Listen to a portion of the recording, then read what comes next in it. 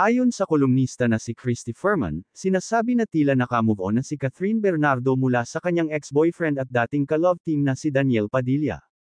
Sa pinakabagong episode ng Christy Fair Minute na ipinalabas noong Biyernes ika-23 ng Pebrero, kasama ang dating magkasintahan sa mga artista na kanilang pinag-usapan. Napansin nila ang sunod-sunod na proyekto ni Catherine, mga TV commercial, at maraming darating na mga gawain. Sinabi ni Christy, "Ang dami. Ano bang nangyayari?" Ipinunto nila na tila napag-iwanan na ni Catherine Bernardo si Daniel Padilla. Linawin ng showbiz columnist, hindi ito hiningi ni Catherine. At hindi rin ni Daniel Padilla. Nangyari lang na ito ang kanilang kapalaran. Dagdag pa ni Romal, napapansin ng lahat ng ating mga taga-subaybay na tila napag-iwanan na talaga si Daniel.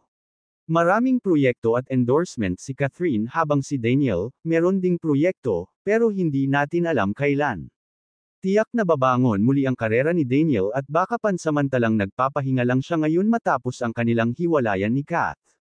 Pangako ng mga tagahanga ni Daniel na patuloy silang susuporta hanggang sa maging aktibo ulit ito sa kanyang showbiz career.